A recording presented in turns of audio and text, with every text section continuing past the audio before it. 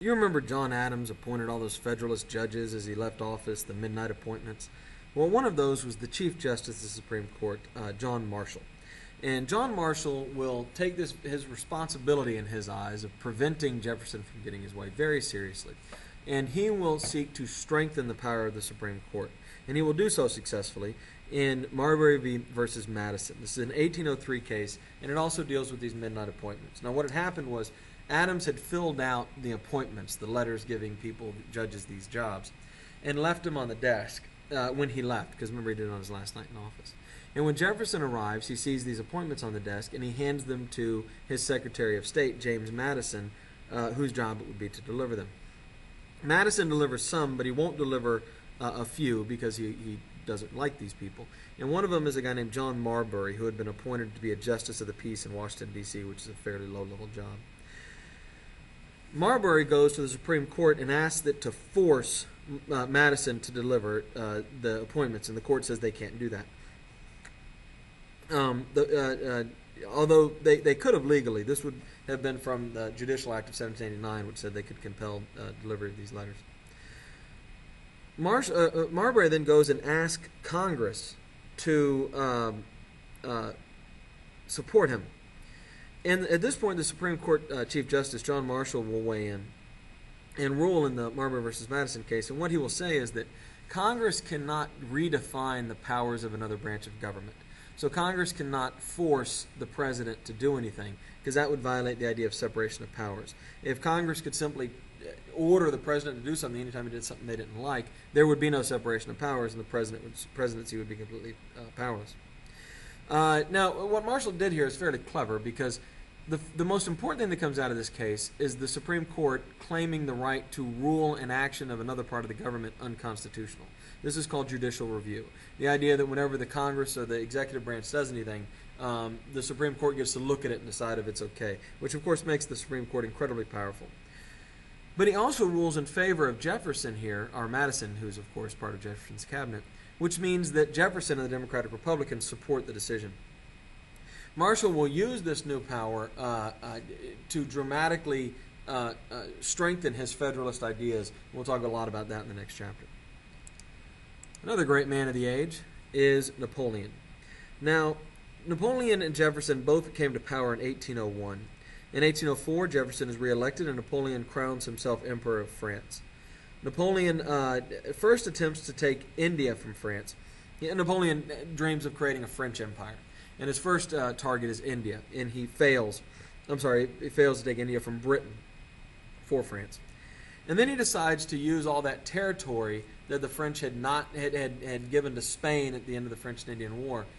They get this territory back from Spain, and he decides that he is going to use this to launch a French empire in the New World, which would mean, by the way, conquering America. Jefferson hears rumblings of this and begins to distrust France, which is important because Jefferson had always been a Francophile, a fan of the French. Remember, he had supported the French Revolution. In 1802, the Spanish actually tell Americans they can no longer use New Orleans. Spain still controlled New Orleans at that point. And Americans in the West get very angry because the Mississippi River is so important, and of course it goes down to New Orleans.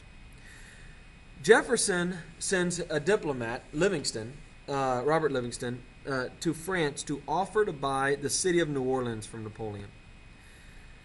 He then hints to Napoleon that America is thinking about allying with the French and taking New Orleans by force. When Livingston gets to Napoleon, Napoleon says, "Why not just New Orleans? I'll sell you the whole thing." Now, what had happened here is Napoleon's plan to create an American empire had fallen apart because his army in France had been stuck in its port because the winter was extra long and the ice didn't clear, and so they couldn't get out of Europe. At the same time, his army in America had gotten yellow fever and had been decimated by disease. Napoleon rapidly changed his plan and decided he wanted to take over Europe instead after his second attempt to create an empire had failed. And he needed money to do this. And so he decided to sell what we call the Louisiana Purchase to America for $15 million. Now, this is an incredibly good deal. And of course, as you can see, it's almost going to double the size of America. Livingston and James Monroe, who's there with Livingston, will agree to buy Louisiana. Now, this is interesting because they have no way to communicate with Jefferson. So here they are, they've gone out and they've bought the territory of Louisiana and spent $15 million of America's money without any real authority to do so. But the offer is so good, they feel like they have to do it. So when they return to America, you can kind of imagine them coming in. And Thomas, while we were out, we bought something. And, of course, it turns out to be this huge piece of land, and it turns out to cost $15 million. Jefferson knew it was a great deal. He understood that America couldn't really not do it. But he was torn because, remember, he had argued against the Necessary and Proper Clause. Remember when Hamilton created the Bank of the United States and Jefferson said the Constitution didn't give him the right to do that? Well, now Jefferson is buying this enormous chunk of land, and there's nowhere in the Constitution that says he can do that. And so Jefferson eventually gives in and uses the Necessary and Proper Clause, or the Elastic Clause as we call it, to justify his buying of the Louisiana Purchase. Louisiana will become the first state from that territory in 1812. Before the purchase of Louisiana, so before we actually buy it, Jefferson wants to explore the West. He's particularly interested in the plants and animals that are out there because he knows there are plants and animals we've never seen before. He sends Lewis and Clark, Meriwether Lewis and I'm forgetting Clark's first name, out into the West, and you can see the path they take here to explore this territory. It's a fantastic journey with lots of interesting adventures, and they get all the way to the Pacific Ocean and return and report to Jefferson what they find there. We should also mention Sacagawea, who's I believe, 14-year-old Native American girl who guides Lewis and Clark across most of this territory, and she does this the day after giving birth to a baby. So she gives birth to a baby, and the next day she walks to the Pacific Ocean. Other explanations will be Zebulon Pike exploring the upper Mississippi River and later the Rockies, where Pike's Peak will be named after him.